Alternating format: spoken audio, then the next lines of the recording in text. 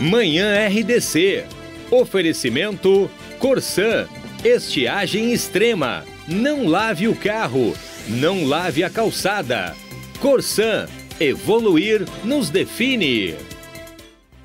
Desejamos um bom dia e uma boa semana. Sejam muito bem-vindos à programação da Rede Digital de Comunicação. Começa o Manhã RDC especial de Carnaval, transmitido pelos canais 24 e 524 da Claronet TV e Claro Fibra TV, e pelas plataformas digitais Facebook e YouTube. No Facebook e no YouTube, todos os programas ficam gravados durante 24 horas por dia, ao longo de vários dias.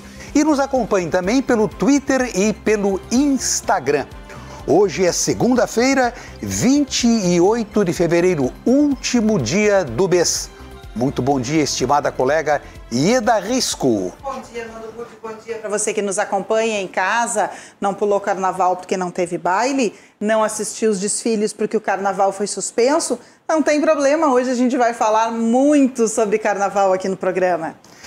E para falar de carnaval, nós vamos fazer um passeio no tempo, um recuo. Vamos ao ano de 1963. Em 1963, o famoso ator de Hollywood, Kirk Douglas, que já tinha sido, naquela época, um campeão de bilheterias, já tinha filmado Spartacus, Fuga do Passado, Conflito de Paixões, A Montanha dos Sete Abutres, Ulisses, Glória Feita de Sangue, Duelo de Titãs, grande astro mundial, veio conhecer o carnaval no Brasil. Na primeira noite, ele acompanhou o desfile na Avenida Rio Branco, desfile das escolas de samba. Naquela época ainda não havia o sambódromo. O sambódromo é do início da década de 1980. E na segunda noite, ele compareceu e participou do grande baile, do charmoso baile do Hotel Copacabana Palace. E no terceiro dia, ele concedeu uma entrevista coletiva para repórteres da imprensa estrangeira e também colegas da imprensa nacional. E sua declaração repercutiu no mundo inteiro. Tenho aqui o registro, 2 pontos, abre aspas. O primeiro contato causou-me verdadeiro espanto. Na América do Norte, não temos nada que se assemelhe a esta explosão de alegria. E o que mais me surpreendeu foi ver que toda aquela alegria não era causada pelo álcool, mas pelo ritmo embriagador da música. Também as mil cores das fantasias parecem contribuir para uma intoxicação contagiosa. Gravei esta expressão. É uma intoxicação contagiosa. Não é isso, Ieda? Tenho certeza que sim, assim como o nosso convidado hoje aqui no programa também deve concordar com essa intoxicação. Ele que já confessou que está permanentemente intoxicado pelo carnaval, né, Burzi? Tem a menor dúvida. Eu acho que foi de uma felicidade imensa. Primeiro apresentar o nosso querido, estimado Valdemar Lima, o Pernambuco. Bom dia, Pernambuco. Bom dia, tudo bom? Um prazer imenso em estar nesse seu programa, né, em primeiro lugar. E dizer da minha felicidade em ouvir o que foi colocado por esse excelente, né, profissional, não é?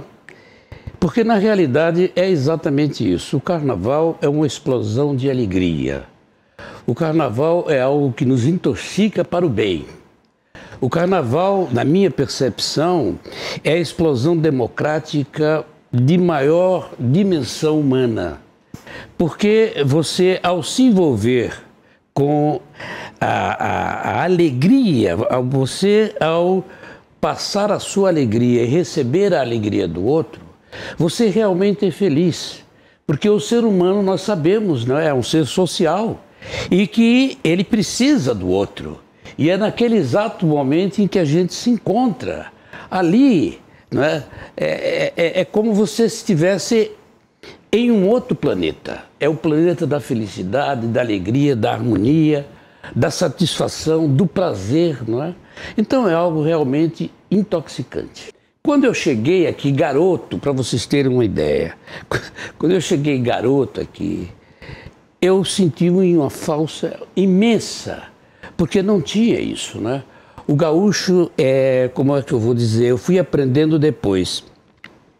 Ele vai se aproximando lentamente, com muita cautela. Eu acho que isso aí deve ser dos europeus. Muita cautela. Depois que... Aí sim, né?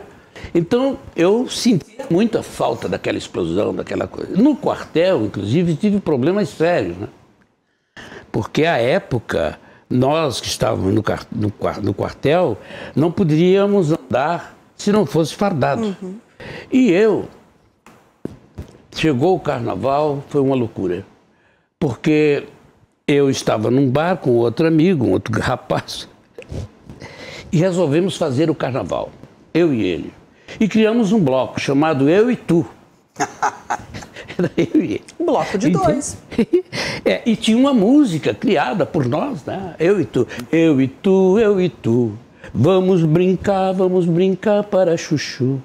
Vai levando, não me queira mal. O que queremos hoje é carnaval, eu e tu. Tomamos um trago, saímos, aí eu vou passando na rua da praia, tem um coreto. Mas não era bem um coreto, era uma espécie de elevada, onde os blocos passavam ali, pequenos blocos, né? Passavam por ali. E na hora não tinha ninguém passando. E aí vinha eu cantando, alguém chegou e disse, você não quer passar com um bloco de vocês ali? Nós passamos, eu e tu. Eu e Tu já foi uma evolução do bloco do Eu Sozinho, famoso no Rio de Janeiro. Bloco do Eu Sozinho, exatamente. Se ele não tivesse encontrado o amigo dele do quartel, ele tinha saído sozinho. Exato. Sabe por quê? Porque eu acho que é exatamente isso. Nós temos que ser o que somos. Uhum. E seres humanos, nós nascemos para ser felizes. Entende? A infelicidade é consequência dos sistemas. Tá? Pernambuco, e fizeste os amantes do carnaval, as pessoas que assistem, mais felizes ainda quando criaste o bloco Pirilampos. E quando me perguntam qual o desfile que mais está na minha memória, eu lembro dos Pirilampos no final da década de 60, descendo a Avenida Borges. O desfile ocorria entre a Salgado Filho e o Zé Montauri. Concepção, figurinos, direção de Pernambuco, os Pirilampos, com o mundo do circo. Um desfile inesquecível. E toda vez que encontro o Pernambuco, nós rememoramos aquela passagem da escola que entrou na nossa memória e como um dos grandes momentos da história do Carnaval de Porto Alegre. Não tem a menor dúvida. Eu acho que o Pirilampos, ele criou... Porque naquela época, eu tenho que fazer né? Naquela época eu estava já na universidade e estava fazendo teatro. Então eu tinha informações que os meus irmãos das escolas de samba não tinham, não é? Então eu tinha uma percepção mais artística, vamos dizer, né? E então o Pirilampos, o grande espetáculo, né? O grande espetáculo da Terra, que foi aquele circo e tal, né? Ele veio baseado nisso. Na minha experiência na universidade, fazendo curso de teatro, e evidentemente a gente abre os horizontes, né? Então, é claro, nós Pirilampos criamos muitas coisas que depois se espalhou, né? Foi o começo do desfile com enredo, com toda uma outra estrutura? Exatamente isso, exatamente. O pessoal, inclusive, dizia que nós do Pirilampos não fazíamos carnaval, nós fazíamos teatro. Entende? Porque realmente era isso. Mas houve um momento de inovações no Carnaval de Porto Alegre. Por exemplo, a Praiana, no mesmo ano, desceu a Borges e Medeiros, um figurino de Catani. Isso. Sobre o qual nós vamos falar e homenagear, com o tema Porto Alegre 1850. Isso. Todas as fantasias em roxo e preto. Que lindo. Uma ruptura das cores tradicionais. Então, o Carnaval de Porto Alegre sempre foi muito inovador. Tem dúvida. Pernambuco, um dos inovadores, Catani, outro inovador. Não tem outra. Sabes que, fora essa inovação visual, né, criamos outras coisas também, outras coisas, outra forma de conduzir o espetáculo. Entende? O problema das harmonias que nós criamos, quer dizer, iniciou-se ali muitas mudanças. Inclusive, a Praiana, nessa época, é responsável de mudar os nossos nomes de blocos carnavalescos para escolas de samba. Porque a Praiana, naquele ano, ela apresenta, pela primeira vez, porta-bandeira e mestre-sala, que nós não tínhamos antes. Os blocos antes não tinham mestre-sala e porta-bandeira. Os blocos antes tinham porta-estandarte, que era um estandarte enorme, né, que só o homem tinha condições de levá-lo. Isso já foi capitaneado do Rio de Janeiro? Mestre-sala e porta-bandeira? Sim, sim. Por quê? Porque a Praiana, lá no Rio Grande, que eles são de origem de Rio Grande, né? Pelotas, Rio Grande. Aliás, Pelotas. Mas muitos deles são lá de Rio Grande. Os que vieram, Zé Grande, Nandi, uma série de irmãos que criaram aqui a Praiana, né? Eles tinham lá a presença muito forte do pessoal da Marinha, da Marinha, né? E esse pessoal da Marinha vinha do Rio de Janeiro. E trouxeram o ritmo, trouxeram, sabe, muitas coisas que vinham do Rio de Janeiro. Aliás, então, um dos blocos tradicionais aqui foi Aí Vem a Marinha. Aí vem a Marinha. Também uma outra escola que tinha essa tradição da origem exatamente. dos profissionais do mar. Dos profissionais, exato. Pernambuco, Vale. convite. Vamos ao Rio de Janeiro? Vamos conversar com um grande colega, um grande jornalista, mais um apaixonado pelo carnaval, o jornalista Renato Araújo. Alô, Renato! Renatinho. Bom dia, Renato! Renatinho tá lá. Uma maravilha estar contigo. Também e claro, nosso grande ancião de griot, cultura gaúcha. Vamos ter que cortar, desculpa, Renato. Está inscrito na galeria dos grandes repórteres que fizeram grandes coberturas do carnaval. Tem dúvida. Renato é uma lenda também no carnaval, Renato nessa linha Araújo de reportagem. E Renato Dornelles. Exato. E excelente profissional. E tantos outros Renatinho, colegas. que eu conheci no Correio do Povo, que era oriundo da reportagem policial. Aprendi muito com ele. E depois é que eu fui saber da ligação dele com o carnaval. Com o carnaval. Que eu só tinha ligação policialesca, digamos assim, e não a carnavalesca. Eu vou contar um episódio da atividade profissional do Renato. A redação, por volta de 11, 11h30, fica deserta. E quem assume é o editor de plantão. Isso. Ele fica controlando a entrada de material. Ele é a única autoridade na redação que pode mandar a máquina parar quando ela começou a rodar para atualizar. Precisa ter discernimento, rapidez, e ele, ao tempo em que foi editor de plantão do Correio do Povo, fez isso com muita competência, com a responsabilidade que todos nós já conhecíamos. Mas vamos lembrar as grandes escolas de Porto Alegre. Eu conheci o Bambas da Urgia na esquina da Castro Alves com a Ipiranga. Um casarão enorme, maravilhoso. Maravilhoso. O Bamba da Urgia é a essência do carnaval espetáculo, né? Porque existem vários carnavais, né? Esse carnaval é espetáculo, esse é o ápice, né? Porque ali se congrega tudo. O carnaval participação, que nós criamos, Banda de Cá, Rua do Perdão, esse carnaval do povo, mas, né? Esse carnaval é um carnaval sem regras, sem normas, né? Mas o carnaval espetáculo não, o carnaval espetáculo tem toda uma preparação anual. As pessoas não têm ideia de como é que eu vou dizer, difícil, complicado você dirigir, criar uma escola de samba. É impressionante. São N situações que se criam que vocês têm que estar ali gerenciando aquilo, não é? As pessoas pensam, não, é muito complicado. Agora, tem um lado positivo, porque é exatamente ali onde nós negros começamos a ter uma relação mais próxima, mais íntima, mais social. É ali que a gente aprende. Não é? É ali que a gente convive fora da nossa casa, porque é o único espaço, são dois espaços onde nós negros somos negros. Dois: escola de samba, casa de religião. O resto, Aonde você vai, você está sendo marcado pela sua cor. Mais tarde, alguns clubes sociais surgiram. Mais tarde, alguns clubes sociais surgiram especificamente, né, para a comunidade negra. Sim. Mas até lá era casa de religião. Floresta Aurora, Satélite Prontidão. Sim. Quando eu falo nas escolas sociais de samba, né, é óbvio que também essas nossas associações são nossos espaços. Porque a sociedade não entende. A sociedade acha que nós somos iguais aos europeus, ou os de origem europeia. Não, nós somos diferentes, sabe? O tambor bate e me arrepia. O piano toca e você se arrepia. Entende? São diferentes. Vamos lembrar de outras escolas. Trevo de Ouro, da Joaquim Nabuco. Foi aí que eu comecei. Cujo letrista era Alceu Colares.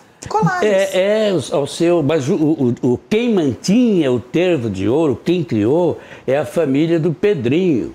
O Pedro é que é o responsável. Foi ali que eu comecei. No Carnaval Espetáculo, foi ali que eu comecei. Porque, na realidade, eu saí antes no Chavantes. Sim. Que é a grande, que lamentavelmente acabaram, não é? Mas era o grande Carnaval do Sul, com características nossas. Diferentes, as tribos carnavalescas. Diferentes completamente do carnaval de todo o Brasil. Os Comanches, Guaianazes, Aimorés, Moronós, Caetés, Charruas, Guaranis, Navajos, Tamoios, Tapajós, Tapuias, Tupinambás, Chavantes. Eu lembro que a sede do Tapuias era na Venâncio Aires, entre a Libe Silva e a José do Patrocínio. Ali também era a sede do Chavantes. Ali também. Eu fui para o Chavantes, né, porque um amigo, Pedro Homero, que era um grande artista, músico e artista plástico, Pedro Homero, ele me convidou, ele era do Pirilampo, do Trevo de Ouro, e me convidou para ir para o Trevo de Ouro. Entende? Aí eu fui e comecei a organizar o Trevo de Ouro, negócio de carnaval e tal, com algumas ideias, algumas mudanças. E nós, Trevo de Ouros, fomos fazendo assim todo um trabalho, né? Aí depois o Pedrinho, que era o criador do Trevo de Ouro, ele optou em não fazer carnaval e fazer ações benemerentes, né? Culturais, etc. Foi aí, então, que nós criamos o Pirilampo. Entende? Quer dizer, a nossa origem do Carnaval Espetáculo é ali. Grande escola, Trevo de Ouro, grande escola. Grande escola, belíssima escola.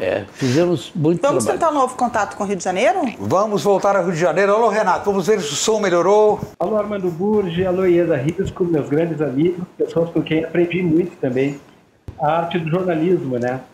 E boa tarde ao grande griot cultural da cultura popular, que é o meu amigo Pernambuco, Valdemar de Moura Lima, que está aí também contando muito da história da nossa história, né? Da história da cultura popular brasileira, que é o Carnaval.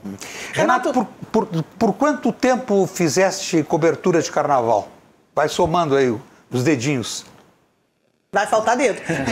Olha, é verdade. Armando Burge e Ieda foi durante muito tempo. Eu comecei a partir de um desafio no Correio do Povo, feito pelo então chefe de reportagem da época, o Cláudio Thomas,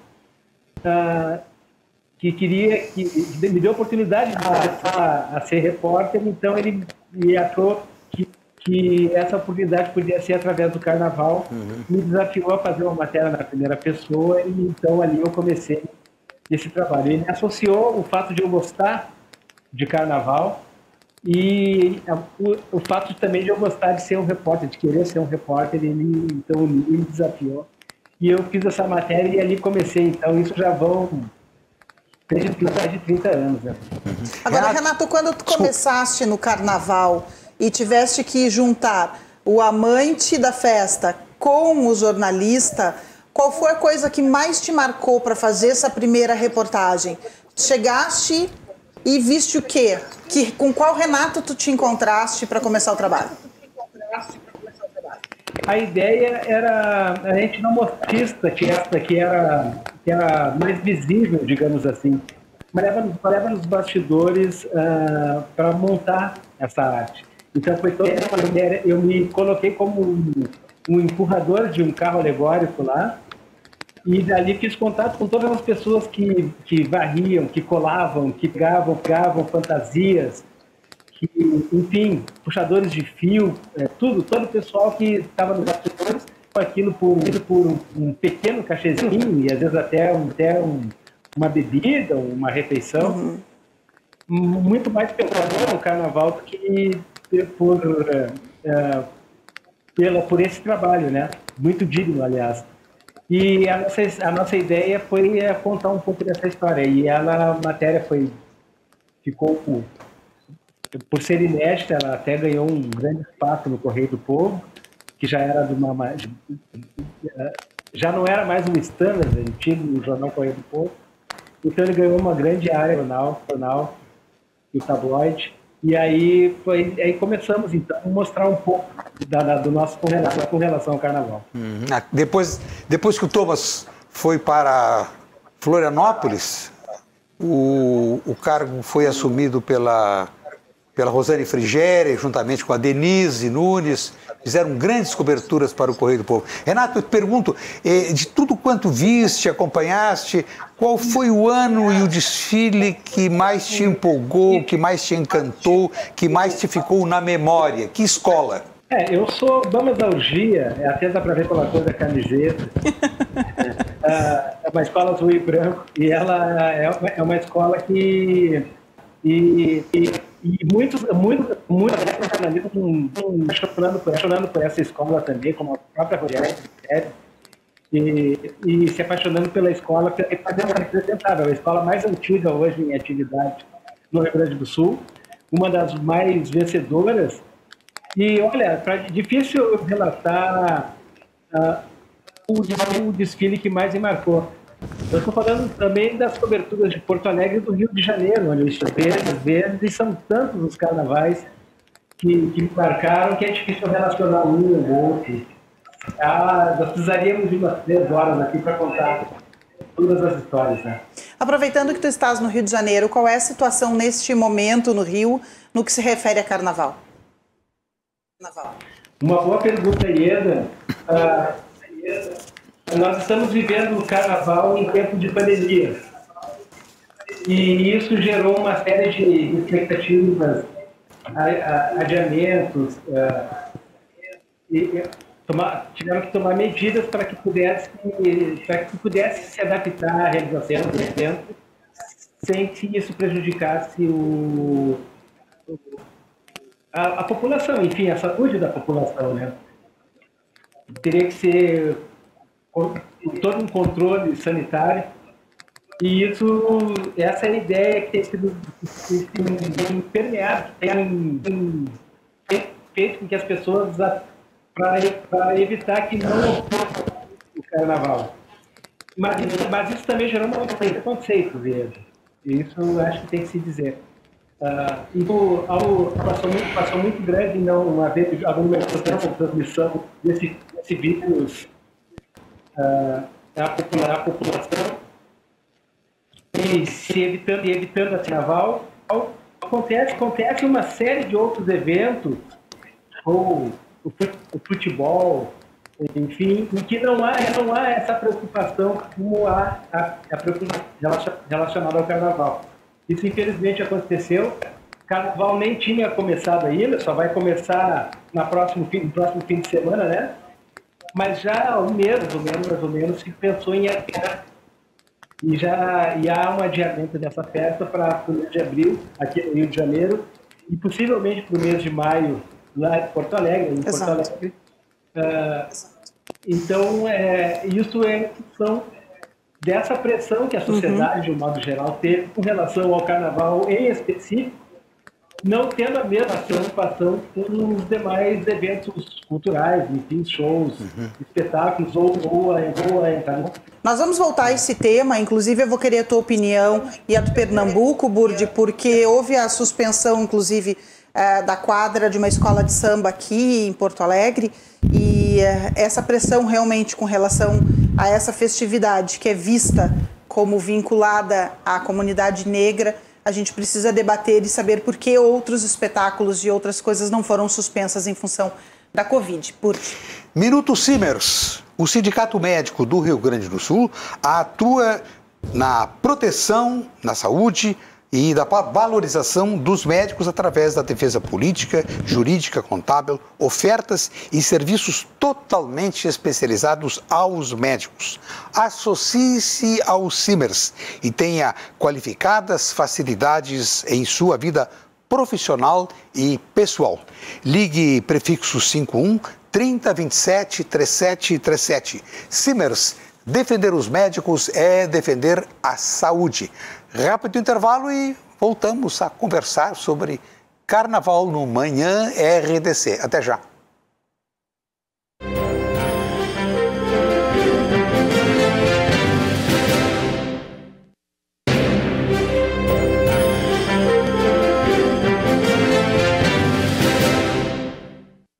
Voltamos com o Manhã RDC, uma revista para ficar bem informado, com a edição de Carnaval.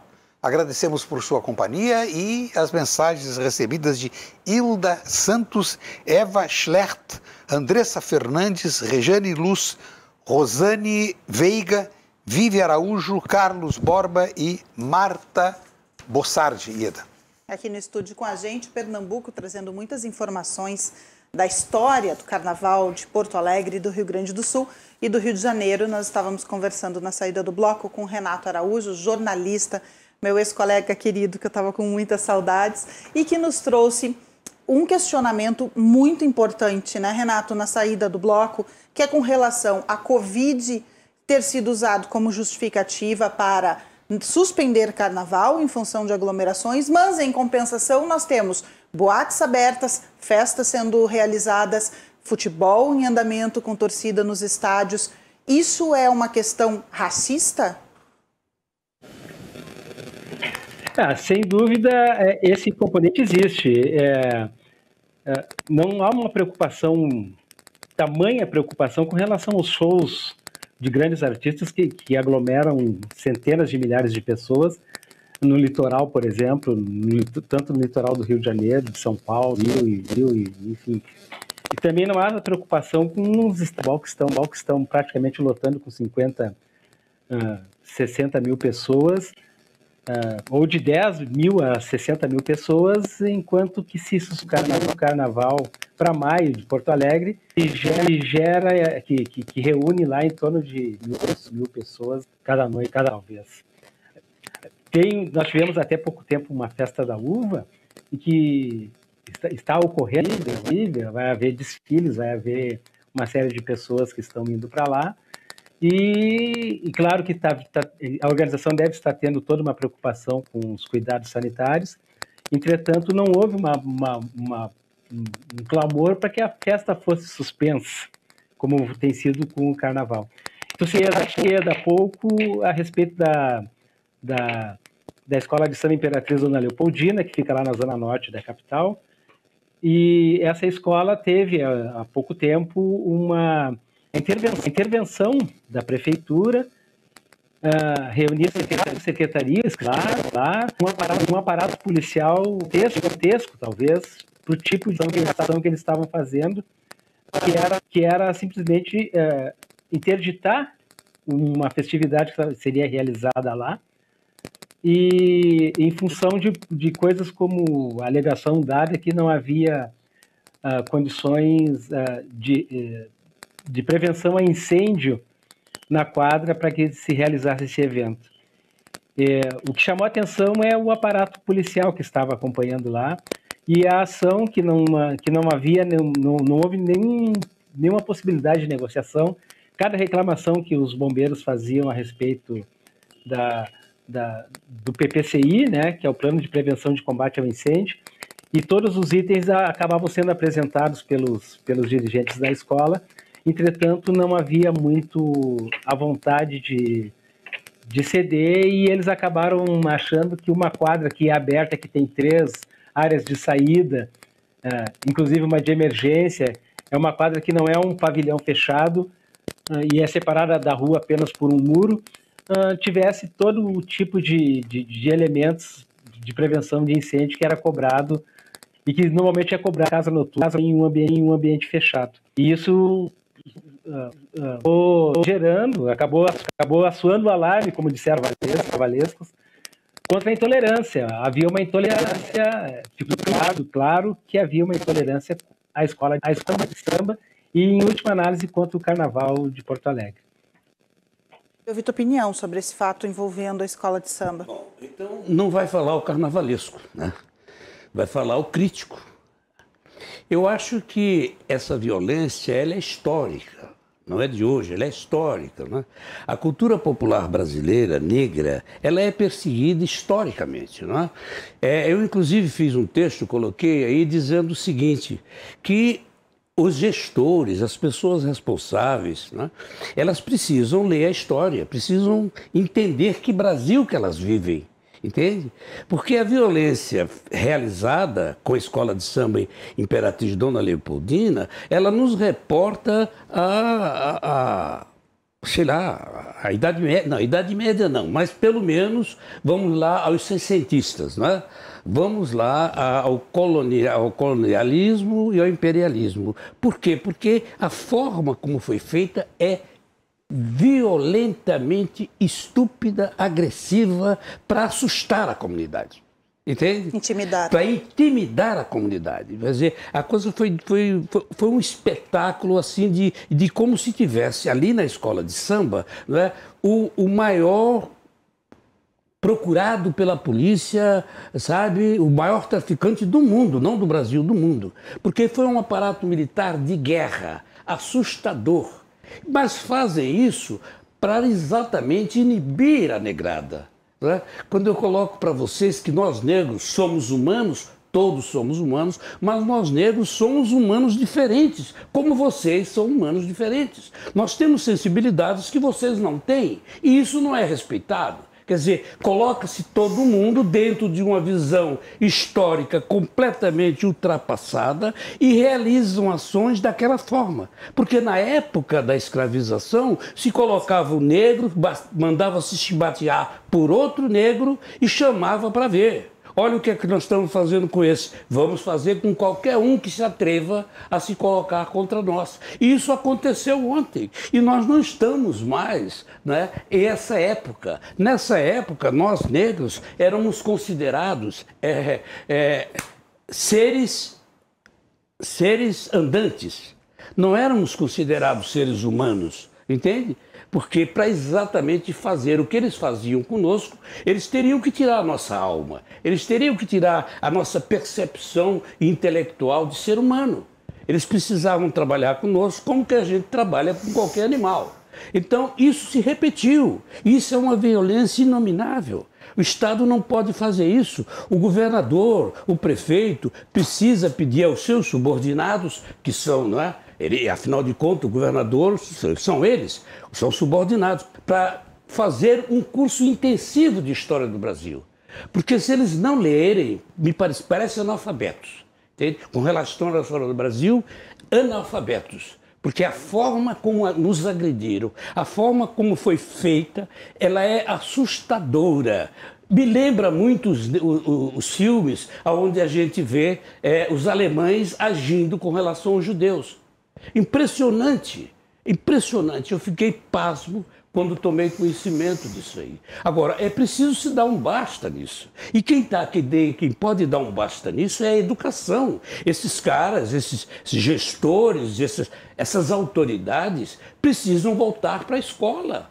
Precisam ler, saber o que é o Brasil, entende? Então essa minha indignação é uma indignação que procede porque nos atingiu a todos. Não é? Eu lembrei, inclusive, na minha fala, de que eu acho que eles esqueceram que nas escolas de samba, nas casas de religião afro, nos grupos de pagode, ali muitos negros votaram neles. mas votaram para ser respeitados como eleitores e não violentados na sua essência, na sua raiz, naquilo que para nós é mais importante, não é? Que é a nossa cultura, é a nossa religiosidade, é o nosso jeito de ser. Então, o que é que nós pedimos? Senhor governador, respeite, faça com que eles respeitem a nossa história. Não é? Nós estamos aí contribuindo para esse país há quanto tempo? Não é? A construção desse país se sedimenta na nossa presença aqui. E somos extremamente violentados, agressivos. Nós não podemos aceitar. Entende? Há que se pensar numa outra forma de sociedade. Entendeu isso aí? Me desculpe esse desabafo, mas ele é fundamental. Eu estou aqui dizendo para vocês, extremamente envergonhado, entende? De ser negro. Entende? Porque eu acho que nós negros somos muito pacíficos.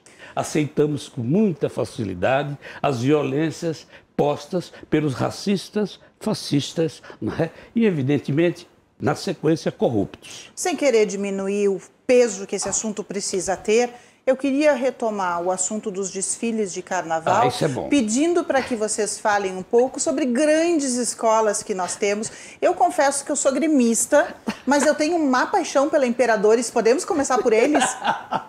Olha, olha aí, Renato, você começou com uma escola que eu sou padrinho dessa escola. Eu sou sócio honorário. E tu é sócio honorário, é. O Trevo de Ouro, nós fomos batizar essa escola quando nasceu. E essa escola me surpreendeu de uma maneira, vocês não têm ideia. O Trevo de Ouro, a gente já tinha uma experiência de carnaval. E quando nós fomos batizar, eu olhei uma meninada. Mas uma meninada, assim, tá, tudo bem, tá, vamos pro carnaval e tal e tal. A minha surpresa foi lá no bairro, na Independência. Tinha um coreto lá, e eu desci com a escola de samba, com o Trevo de Ouro e tal, fizemos um espetáculo e tal, muito bonito e tal. Aí daqui a pouco encostou um ônibus e começou a descer a meninada. E começou a descer, e veio outro ônibus e começou a descer. Quando eu olhei, era uma massa de meninada, 16, 17... Tá? E eles fizeram um espetáculo maravilhoso. Eu fiquei surpreso e olhando aquela meninada, inclusive o Roxo. Querido Roxo. O Roxo, até. O Roxo é que estava coordenando o Imperador. O Roxo tinha sido, o ano anterior, participado como ritmista do Trevo de Ouro. Ele tinha, sabe? Eu era, na época, o mestre de bateria. E depois o Roxo vai para o Imperador. O Roxo, irmão da nossa colega e presidente do sindicato jornalista, a Vera Marcelo. E o Roxo, apadrinhado pelo José Antônio Ribeiro, o Gaguinho, se incorporou à Rádio Gaúcha e à Zero Hora como comentarista. Pois é, exatamente. E durante muitos anos ele escrevia sobre o carnaval e criou um público leitor. Não tem a menor dúvida, só sentimos uma falta imensa do Roxo. Bom, também na época nós tínhamos lá o Pila Vares, né? O Pila. Tinha o Maciel. Sim, o Pedro Maciel. Tem textos do Pedro Maciel inesquecíveis. Naquela época se dava uma atenção bem maior ao carnaval, né? Era bem mais respeitado, não é? Era muito mais considerado, era visto realmente como uma arte, não é? Não era... Falando dos imperadores, não posso deixar de citar o Eliseu, que foi o presidente, isso. E o figurinista Fernando. Exatamente. Fernando, agora, nós temos que lembrar também o Betinho. Né? Betinho. Que era o presidente do Imperador. Sim. E hoje, para a felicidade nossa, eu vejo uma escola de samba de primeiro escalão ser dirigido por uma menina, uma garota maravilhosa, de uma competência imensa. Filha de uma grande amiga nossa, que é a Lana, né? E essa menina está fazendo um trabalho espetacular. Isso, para mim, é muito importante, porque eu, há muito tempo, tenho uma visão de que as mulheres, né, de que nós estamos na era agora, essa era é a era das bruxas. Elas estão tomando o poder. Elas estão começando a se empoderarem, sabe? A entender a importância da transformação que elas vão fazer. Estou cada vez mais apaixonada pelo Pernambuco. Renato Araújo, lembras... Está me ouvindo, Pernambuco? Agora sim. Lembro sim, de embaixadores, o grande Giró, falecido saudoso Giró, que teve no filho Gustavo Giró, o Girozinho, a continuidade de trabalho maravilhoso, uma escola com mais de 60 anos, que infelizmente, por consequência talvez até da partida do Giró, enrolou a bandeira e não tem desfilado nos últimos anos na avenida. É uma pena. Mas antes de entrar nessa questão dos embaixadores, deixa eu lembrar que a Luana é afilhada do Betinho e tem o Betinho como referência para ela dirigir a Imperadores do Samba da maneira como é dirigido. Também que o Betinho foi o grande vencedor da década de 90, principalmente, como presidente da Imperadores do Samba, e que praticamente um novo carnaval para o carnaval da escola e o carnaval de Porto Alegre. Já na década de 90 também veio o grande carnaval que eu assisti, é justamente daqui, em 1995, e que Imperadores do Samba ganhou falando de Monpato, e que Bambas da Orgia, um desfile lembrado, combinado, claro, talvez, dos seus 82 anos, que foi a festa de Batuque, né? E um samba belíssimo, enfim. Essa década de 90, período, na minha opinião, para mim, do carnaval. E falando em mulheres, como o Pernambuco falou, a Imperatriz Dona Leopoldina, que teve essa questão há pouco, que nós citamos há pouco, o tema dela é justamente o empoderamento das mulheres. Interessante que Bambas da Orgia está falando também das mães, das mães de um modo geral, mas principalmente falando da Iemanjá nas religiões de matriz africana, e falando da Maria, né, da Santa Maria, que é das religiões cristãs. Ou seja, é o período realmente, como diz o Pernambuco, de valorizar o trabalho das mulheres. Além da Luana, mais outras dirigentes de escolas de samba estão se proliferando aí por Alegre e pelo Brasil. E é isso. Embaixadores também, para voltar um pouquinho a Embaixadores meio que revolucionou o Carnaval de Porto Alegre com um sistema de formação de arrecadação de fantasias e de alegorias, que não vinha sendo muito utilizado pelas escolas, mas que acabou dando um espetáculo à parte para o Carnaval de Porto Alegre. É isso. Renato, fidalgos e aristocratas. Fidalgos e aristocratas está retomando agora uma história também muito antiga e muito valorizada, que teve digamos, um ponto alto no ano de 1973, quando ela obteve seu primeiro e talvez o único título no Carnaval de Porto Alegre. Acho que era Carnaval no Gelo, era o tema na época, e ela também é uma referência do Carnaval.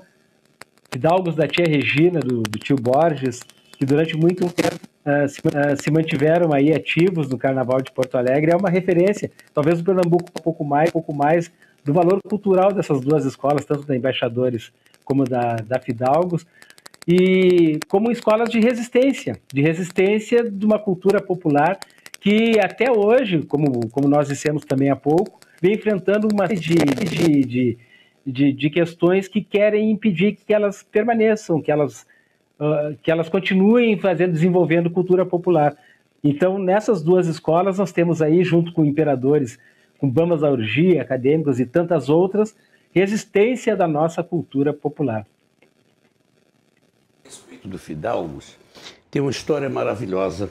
Tia Regina, casada com o tio Borges, criaram o Fidalgo, né? E o Fidalgo era lá de cima, lá da Independência, lá em cima. Da Freire Alemão. Isso, Freire Alemão.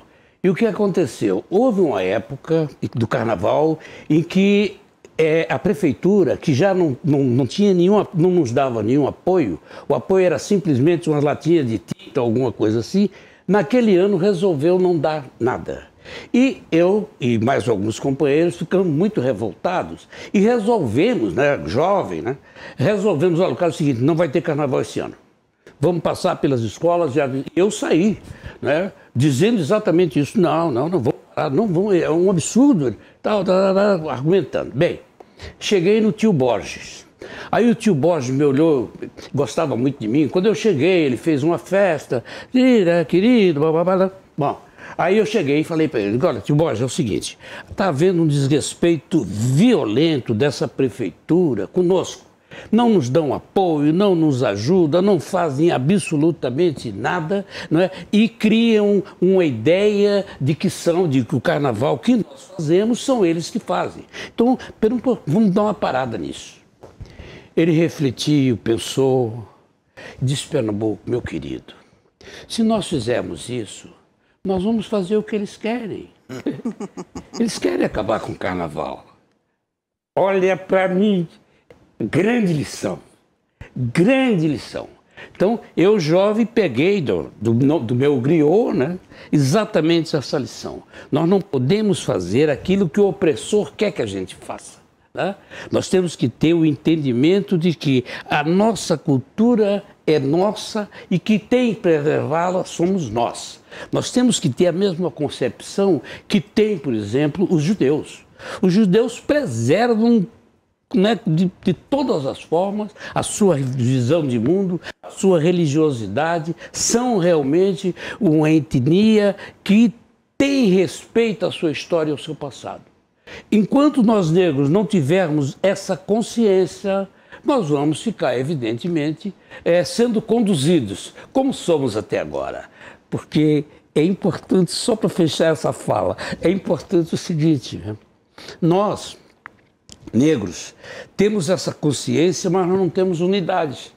Então, sabe, uma puxa aqui, o outro puxa ali, mas não há um esforço coletivo, não há uma unidade nossa, um objetivo. Olha, o nosso inimigo não é o imperador, não é a praiana, não. O nosso inimigo é um governo que nos destrói a todos. E eu vi uma frase maravilhosa. Se cada um de nós sabemos que somos violentados individualmente pelo Estado, por que nós não nos reunimos, não é, para fazer exatamente o contraponto à violência que nós sofremos? Falei, eu sempre ligo carnaval à minha história. Né? Muitas pessoas acham que eu sou comunista, que eu sou petista, que eu sou, sei lá. Não, eu sou quilombista. Eu sou da minha raiz. Eu sou dos quilombos palmarinos, aonde a essência é o coletivo. O coletivo tem uma supremacia sobre o individual. Então eu aprendi isso com o Abdias do Nascimento. E sou um defensor árduo disso aí. Eu acho que enquanto nós tivermos uma sociedade onde o indivíduo, o interesse do indivíduo suplanta o coletivo, nós vamos estar indo para o brejo. Maravilha. Renato, com essa baita reflexão agora, eu te agradeço muitíssimo a participação nesse nosso programa especial e te desejo aí uma estada no Rio de Janeiro bem proveitosa e muito carnavalesca. Vai o meu abraço. Pode deixar aí. Pode deixar aí. Nós vamos cobrir aqui também um evento carnavalesco que vai marcar a data do carnaval, infelizmente sem desfiles, né, aqui no Rio de Janeiro, mas não vai passar em branco, justamente porque as escolas de samba vão fazer um grande evento dentro da cidade do samba com todos os protocolos sanitários que são exigidos. Um grande abraço, prazer em te rever. Meu abraço aí também, meu irmão. Bom carnaval. O Simers, o Sindicato Médico do Rio Grande do Sul, atua em prol da proteção da saúde e da valorização dos médicos através da defesa política, jurídica, contábil, ofertas e serviços totalmente especializados para os médicos. Associe-se ao Simers e tenha qualificadas facilidades em sua vida profissional e pessoal.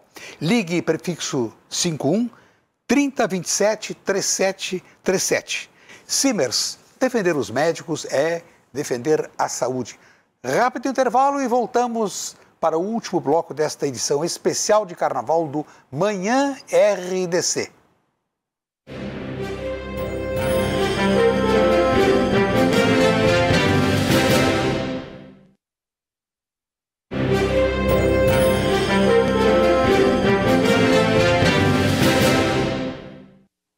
último bloco da edição especial de Carnaval do Manhã RDC. Agradecemos por sua companhia e as mensagens recebidas de Mariana Ferronato, Cecília Silva, Geraldo Duarte, Ariane Miller, Nilza Martinelli, Paula Graziella, Virgínia Santos Julian e Lenise Bacejo. Ieda. Hoje eu sei que fizeste passeio, foste visitar um grande amigo. E como nós falamos de Catânia aqui, eu gostaria de te convidar a Pernambuco para acompanhar essa conversa que o Burdi teve com o Gasparotto, justamente sobre carnaval, né, Burdi? Principalmente sobre Catânia. Vamos acompanhar. Paulo Gasparotto, um dos mais destacados e notáveis colunistas do país, fala ao Manhã RDC sobre carnaval. Como não temos carnaval pelo segundo ano consecutivo, vamos fazer um passeio no tempo. Bom dia, Paulo. Bom dia, tudo bem? Tudo bem. Olha, uma satisfação. Agora vamos passar no tempo. Bom, a primeira imagem que eu tenho de carnaval, meu pai com a minha mãe, na Praça 15, que era onde todo mundo ia, numa noite de carnaval maravilhosa. Era lindo aquilo ali. Precisava reabilitar, bem reabilitado aquilo, porque aquilo ali é lindo. Depois, o clube excursionista, que era a parte esportiva do Clube do Comércio, ali na rua Avenida Bastia, onde eu tirei um prêmio numa fantasia de banho à fantasia. A gente se fantasiava, brincava e depois, tchum, todo mundo na piscina. Eu me fantasiei de palhaço, nas cores verde e branco, que eram as cores do excursionista, ou seja, a ala esportiva do Clube do Comércio. E depois ganhei um prêmio num baile infantil, também no Clube do Comércio, já aqui no centro, fantasiado de Tio Sam. Mas, sinceramente, não fui eu que escolhi, não. Paulo, e o Carnaval do Rio de Janeiro? Bem, o Carnaval do Rio de Janeiro, eu conheci o Carnaval do Rio de Janeiro levado pelo Dirson Catani Fortes, ou seja, célebre Catani, figurinista. Eu tinha 15 para 16 anos, mas consegui entrar no baile do Teatro Municipal, que era o baile oficial do Rio de Janeiro. Muito bonito. É claro que transformar um teatro em salão de baile é complicado. Eu sei bem o que é isso, porque eu fiz um baile do Teatro São Pedro, e aí é uma responsabilidade. Mas era muito lindo. O baile do Teatro Municipal era realmente uma das coisas mais bonitas que eu vi do carnaval carioca, porque é todo mundo conhecido, toda a sociedade, as mulheres famosas, as mulheres da moda, todo mundo ia para se divertir. E havia um ritmo incrível. Lá onde o Clóvis Bornai e o baiano, né, Evandro Castro Lima, e aliás o Evandro Castro Lima ganhou um prêmio fantasiado de gaúcho. Eu não gosto de fantasia de gaúcho, porque o traje do gaúcho não é fantasia, é traje de gala. E então foi muito lindo aquilo. Né? E também fui ao Teatro João Caetano, que era o baile dos homens que se vestiam de mulher. E lá eu vi pela primeira vez o Denner, fantasiado de Árvore do Mal, uma fantasia incrível, com aquele talento todo que ele tinha. E vi também os desfiles, mas os desfiles eram na avenida. Então não era como é hoje em dia, como passou a ser depois e que hoje em dia tem a Sapucaí. Não, era uma coisa mais assim, mais amadora, mas com aquele entusiasmo, aquela graça do carioca dos anos 50, 60. Né? Na Avenida Rio Branco. Na Avenida Rio Branco. Uhum. E o Copacabana Palace, que sempre o Copacabana Palace bailes. Era a contrapartida. O baile do Teatro Municipal era, digamos assim, o baile oficial, era o baile mais assim, seria o baile da corte, para usar um termo assim mais sofisticado. E o Copacabana Palace era o mais divertido, era o mais onde tinha muitos estrangeiros e era o mais descontraído, compreende? Também no mesmo ritmo, essa coisa toda, e era muito bonito. Lá eu vi momentos, olha, realmente fascinantes, de coisas, mulheres lindas, mulheres famosas, que vieram para o Carnaval do Rio. Eu fui umas 5, 6 vezes ao baile do Copacabana Palace. Olha, é uma tradição. Tomara que mantenha. Paulo, referiste Catani, que eu conheci, entrevistei, um talento, coloriu o Carnaval de Porto Alegre. O figurinista é a figura fundamental, base, chave de uma escola que desfila. É verdade, o Catani tinha uma fantasia, uma criatividade realmente incrível. Aqui, por exemplo, essa máscara aqui, teve um casal, Então aí o Paulo Lafayette Livonius e a Cir fizeram um baile à fantasia. E aí eu fui fantasiado de fantasma da ópera.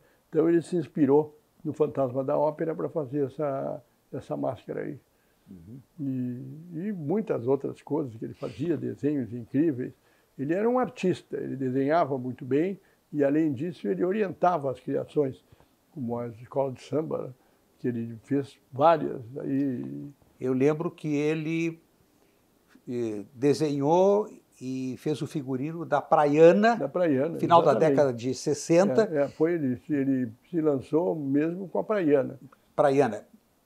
O tema era Porto Alegre, 1850. O desfile ainda era na Borges Medeiros, entre a Salgado Filho e a José Montauri, e a escola desceu em roxo e preto, quebrando todos os paradigmas. É verdade. Ele gostava muito, ele gostava de surpreender, e surpreendeu sempre com muito bom gosto. Tinha muito boa pinta, não se fantasiava, e ele criou uma outra fantasia que eu não mencionei. Houve aqui o Carlos Heitor Azevedo, incrível, conseguiu um navio da Marinha Brasileira e fez um baile à fantasia no barco. E aí ele me fantasiou de Saci Pereré. E foi uma maravilha, me diverti muito, pulando em duas pernas. Catani veio de uma escola francesa, ele estagiou, viveu em Paris. Ele foi a Paris já com uma coisa, ele fez inclusive esteve na casa do Yves Saint Laurent. Mas o Catani era uma pessoa muito criativa e muito autossuficiente. Então, a criação dele, que ele era um autodidata, ele foi sempre cheio de fantasia. Se ele tivesse ido no princípio, talvez ele tivesse até deixado o carnaval, se transformado num grande estilista de moda habitual, do dia a dia. Mas ele não, ele ficou sempre mais no carnaval. Mas fazia também, ele fazia criações para algumas mulheres de roupas, assim, para guarda-roupa no cotidiano. O carnaval é a ópera brasileira? O Rolf Zemanovski diz que se for enfileirar todas as escolas de samba, dá mais espetáculo que toda a história da Broadway. Então, está falado, né? É isso aí. Está essencial. Eu, por exemplo, gosto muito do Miles Davis, do Chet Baker, da Blossom Dear, e a música americana eu acho deslumbrante. Mas a música americana não tinha tantã. Por que ela não tinha tantã? Porque não era permitido bater tambor. E no Brasil teve o tantã, né? E o tantã deu o carnaval, deu a euforia. E o temperamento do brasileiro é eminentemente foliônico.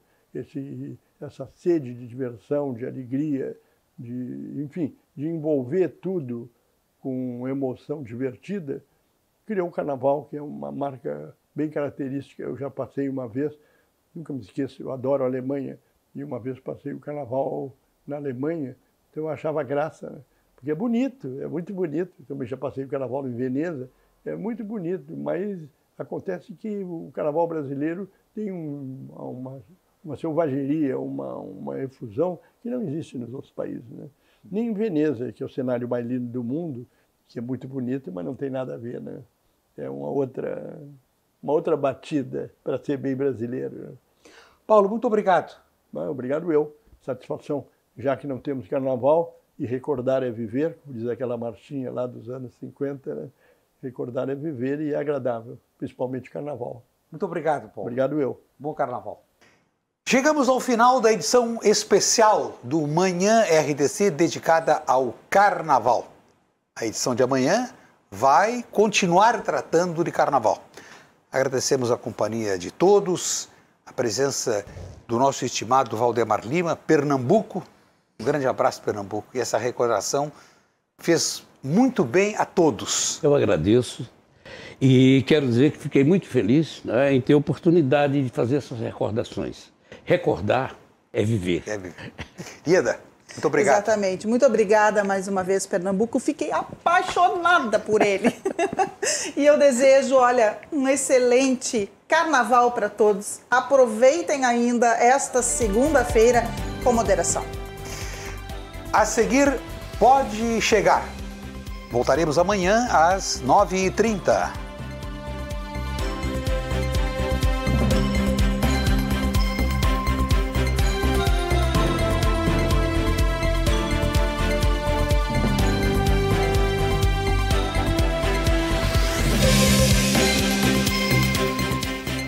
Manhã RDC. Muito bom, obrigado. Oferecimento Corsan, estiagem extrema. Não lave o carro, não lave a calçada. Corsan, evoluir nos define.